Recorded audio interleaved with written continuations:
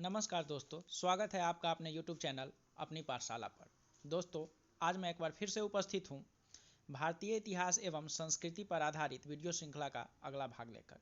दोस्तों, इस वीडियो श्रृंखला के जरिए हम कोशिश कर रहे हैं कि जो भी इतिहास से जुड़े हुए जो भी क्वेश्चन हम उठाते हैं, उस क्वेश्चन पर आधारित जो भी विशेष जानकारियाँ हैं और जो आने वाले रेलवे के NTPC फेज़ 2 और रेलवे ग्रुप डी के एग्जामिनेशन को लेकर के महत्वपूर्ण है, उन सारे तथ्यों को आपके सामने रख सकूं।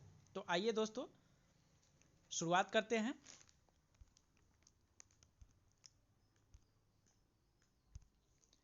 आज का पहला क्वेश्चन है, भारतीय प्रेस के मुक्तिदाता किनको कहा जाता है?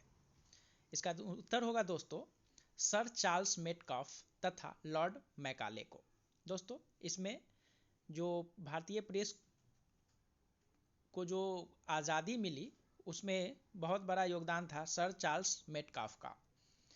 लॉर्ड चार्ल्स मेटकाफ भारत के दूसरे ब्रिटिश गवर्नर जनरल थे।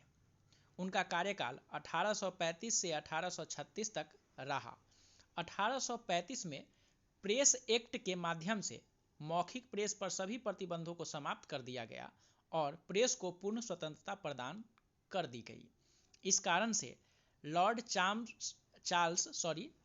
चार्ल्स मेटकाफ को भारतीय प्रेस का मुक्तिदाता कहा जाता है। बढ़ते हैं अगले क्वेश्चन की ओर। अगला क्वेश्चन है, भारतीय राष्ट्रीय कांग्रेस के सूरत अधिवेशन के अध्यक्ष कौन थे? इसका उत्तर है दोस्तों रास बिहारी बोस। और यह जो सूरत अधिवेशन था वह काफ़ी महत्वपूर्ण था। इसमें बहुत सारे फैसले लिए गए थे और यही जो अधिवेशन था, इसमें कांग्रेस का विभाजन भी हुआ था। तो इस तरह से यह जो अधिवेशन है वह काफ़ी महत्वपूर्ण हो जाता है और इस पे आधारित बहुत सारे क्वेश्चंस भी पूछे जाते हैं। तो आइए हम लोग थोड़ा डिटेल से जानते हैं आखिर सूरत अधिवेशन में क्या क्या हुआ था। सन 1907 में भारतीय राष्ट्रीय कांग्रेस का अधिवेशन सूरत में हुआ, जिसमें कांग्रेस गरम दल और नरम दल नामक दो दलों में बट गई। इसी को सूरत विभाजन कहते हैं। 1907 के अधिवेशन की अध्यक्षता रास बिहारी घोष ने की थी। दोस्तों, ये जो अधिवेशन हुआ था उसकी अध्यक्षता रास बिहारी घोष ने किया था। 1907 के कांग्रेस के सूरत विभाजन का कारण पार्टी में दो विचारधाराओं का जन्म लेना था, जिसकी शुरुआत 1905 के बनारस अधिवेशन में ही हो गई थी। जब गोपाल कृष्ण गोखले की अध्यक्षता में अधिवेशन हुआ तो बाल गंगाधर तिलक ने उदारवादियों की याचिका एवं याचना की नीति का कड़ा विरोध किया। उनका मत था कि स्वदेशी आंदोलन का विस्तार पूरे देश में किया जाए तथा सभी वर्गों को सम्मिलित करके राष्ट्रव्यापी आंदोलन आरंभ किया जाए, परंतु उदारवादी इसे बंगाल तक ही सीमित रखना चाहते थे और वो अन्य पक्षों को इसमें शामिल करने के पक्षधर नहीं थे। उग्रवादी चाहते थे कि उनके प्रस्तावों को सर्वसम्मति से मान लिया जाए, परंतु उदारवादी संवैधानिक प्रक्रिया का पालन करने पर तुले हुए थे। इसका मध्य मार्ग निकालते हुए कांग्रेस ने स्वदेशी आंदोलन के समर्थन को स्वीकार कर लिया, जिससे विभाजन कुछ समय तक टल गया। दिसंबर 1906 में अध्यक्ष पद को लेकर कलकत्ता अधिवेशन में एक बार फिर मतभेद उभर कर सामने आया। उग्रवादी नेता बाल गंगाधर तिलक या लाला लाजपत राय में से किसी एक को अध्यक्ष बनाना चाहते थे, जबकि नरमपंथी डॉक्टर रास बिहारी घोष के नाम का प्रस्ताव लाए। अंत में दादा भाई नौरोजी को अध्यक्ष बनाकर विवाद को शांत किया गया। इस अधिवेशन में कांग्रेस ने प्रथम बार स्वराज की बात कही। यह जो कलकत्ता अधिवेशन था 1906 का, इसमें प्रथम बार स्वराज की बात हुई थी।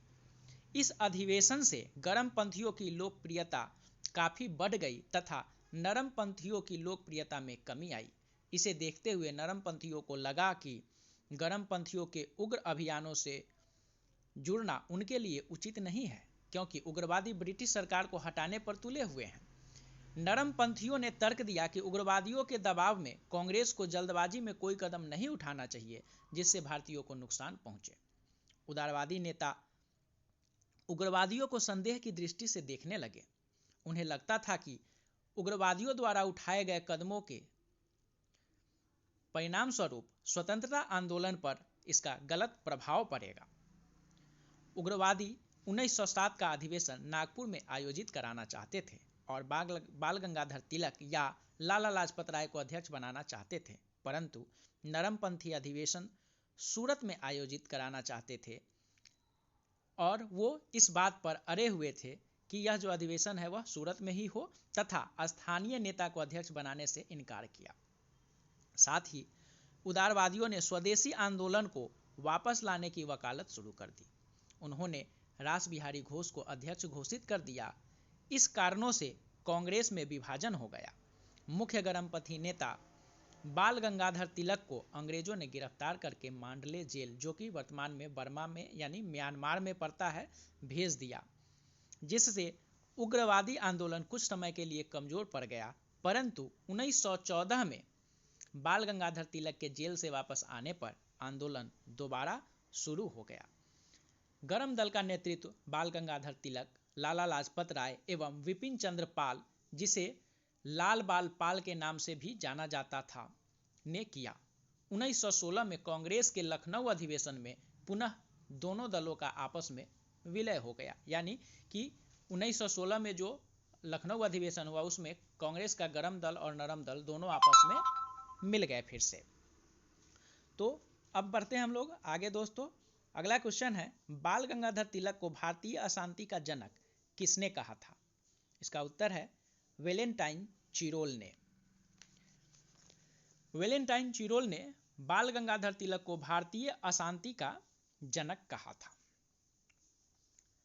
ऐसा उन्होंने इसलिए कहा कि बाल गंगाधर तिलक पर 3 बार राजद्रोह का आरोप लगाया गया था। उन्होंने कांग्रेस के सूरत विभाजन में महत्वपूर्ण भूमिका निभाई थी और लखनऊ संधि 1916 में उत्प्रेरक के रूप में कार्यरत थे। उन्हें अंग्रेजों द्वारा भारत की अशांति के जनक के रूप में माना जाता है और यह उपाधि उन्हें इस तरह से संबोधित उन्हें किया था, उपाधि तो नहीं कहेंगे, इस तरह से उन्हें संबोधित किया था किसने? वेलेंटाइन चिरोल ने। और इसका विरोध जताते हुए जो बाल गंगाधर तिलक थे वो चिरोल के विरुद्ध मानहानि का मुकदमा किया और उस मुकदमा को लड़ने के लिए वो इंग्लैंड भी गए थे। अब बढ़ते हैं अगले क्वेश्चन की ओर। अगला क्वेश्चन है, 1904 में लंदन में अभिनव भारत की स्थापना किसने की थी? इसका उत्तर है दोस्तों विनायक दामोदर सावरकर ने, वीडी सावरकर। अभिनव भारत की स्थापना 1904 में वीडी सावरकर ने की थी। वीर सावरकर का पूरा नाम विनायक दामोदर सावरकर था। यह क्रांतिकारियों का एक गुप्त संगठन था। यह जो अभिनव भारत था वह क्रांतिकारियों का एक गुप्त संगठन था। विनायक सावरकर का जन्म महाराष्ट्र तत्कालीन बंबई, उस समय उसे बंबई कहा जाता था, प्रांत में नासिक के निकट भागुर गांव में हुआ था। सावरकर जी की माता जी का नाम राधाबाई तथा पिताजी का नाम दामोदर पंत सावरकर था। सावरकर प्रथम क्रांतिकारी थे जिन पर स्वतंत्र भारत की सरकार ने झूठा मुकदमा चलाया और बाद में निर्दोष साबित होने पर माफी मांगी। सावरकर भारत के पहले व्यक्ति थे जिन्होंने सन 1857 की लड़ाई को भारत का स्वाधीनता संग्राम बताते हुए लगभग 1000 पृष्ठों का इतिहास 1907 में लिखा था। तो इस तरह से दोस्तों आज के वीडियो में बस इतना ही। मिलते हैं अगले वीडियो में कुछ और क्वेश्चंस और उसके विश्लेषण को लेकर। तब तक के लिए नमस्कार।